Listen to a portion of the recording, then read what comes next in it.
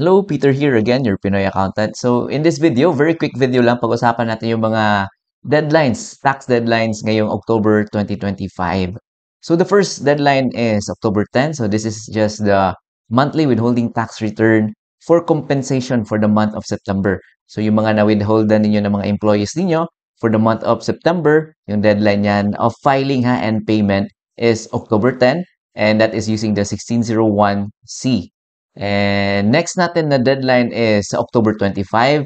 If you are naman kayo VAT registered, ayan yung deadline is yung quarterly value added tax return for the quarter ending September 30, 2025. So yung form na gagamitin natin is the 2550Q, and don't forget kailangan niyo din ng SLSP or the summary list of sales and purchases. So that is for the VAT registered entities or taxpayers.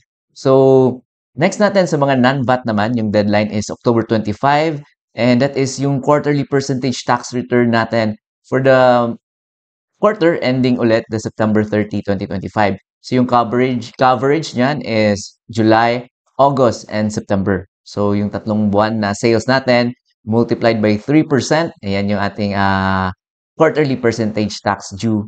And may videos tayo, may mga example tayo on how you can use or how you can compute and file correctly your 2551Q or the quarterly percentage tax return. So ilalagay ko lang sa ating description box below yung ating mga video guidelines. And last but not the least is the quarterly withholding tax return for the expanded.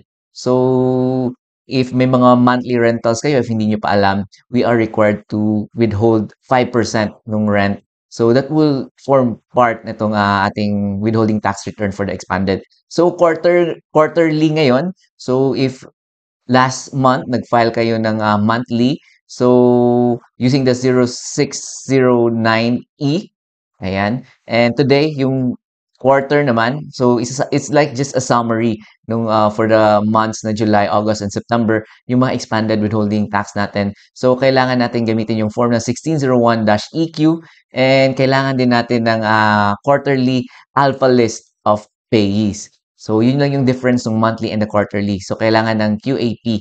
So if hindi nyo pa alam kung paano gawin yung QAP, in our upcoming videos, abangan niyo, we will do yung sample naman. Nag-sample na tayo ng monthly na withholding tax remittance and the filing. So, yung quarterly naman, pag-usapan natin probably in our upcoming videos. So, yun lang yung video natin for today. Very quick video lang. We just talked about yung October 2025 na mga tax deadlines.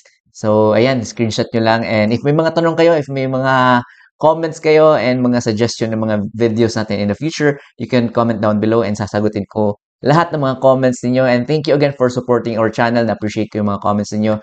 And yun, yung website natin is still up and running, www.pinoyaccountant.com.